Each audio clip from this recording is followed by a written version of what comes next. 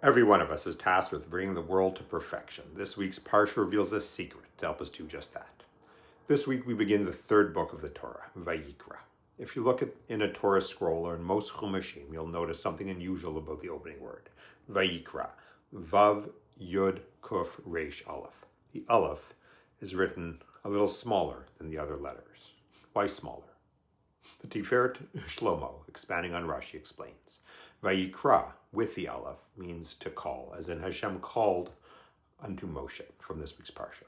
What happens if you take that Aleph away? You're left with Vayikar, meaning happened upon, as in Hashem happened upon Bilam from Parsha Balak, a book and a half from now. What's the difference between calling and happening upon? You happen upon an acquaintance, but you call out to a loved one. Bilam was a great prophet among the nations, but when Hashem speaks to Bilam, Hashem happens upon him. Vayikar Hashem el Bilam. But when Hashem speaks to Moshe, Hashem calls out to him. Vayikra el Moshe. Okay, lovely idea. The Aleph or no Aleph makes a big difference, but why a small Aleph? Well, Moshe, exhibiting the humility that he's known for, asks Hashem to leave out the Aleph. Yes, Moshe is unique among the prophets. Hashem speaks to Moshe face to face, but Moshe didn't feel the need to advertise that. But Hashem said no. Humility is an important character trait, but Moshe's unique relationship with Hashem needs to be made explicit. So Hashem insisted on including the Aleph. But as a nod to Moshe's request, Hashem makes it a small Aleph.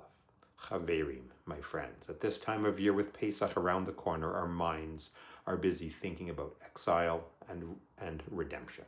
Our exile as a family to Egypt and our redemption a few hundred years later as a nation.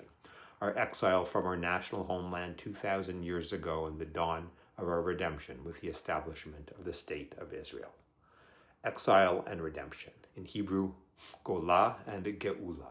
Do you know what separates Golah and Geula? The only difference in the spelling of those two words is an Aleph. Take Golah, exile, add an Aleph, and you have Geula, redemption. But it's not just any Aleph you need to add. You need to add the little Aleph from the end of the opening word of Parashah Vayikra. The Aleph we were just talking about. That little Aleph is the key to redemption.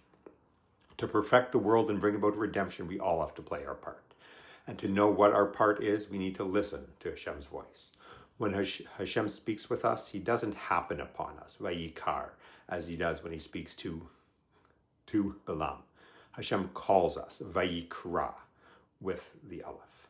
Not all of us feel that we have that kind of relationship with Hashem. Sometimes we feel like we're happening upon Hashem, like two distant acquaintances bumping into each other, but not so.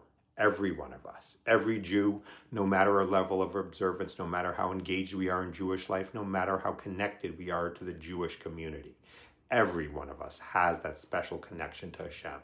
And when Hashem wants to speak to us, he calls out to us, Vayikra, just as Hashem did with Moshe to open this week's Parsha. It's up to us to answer that call.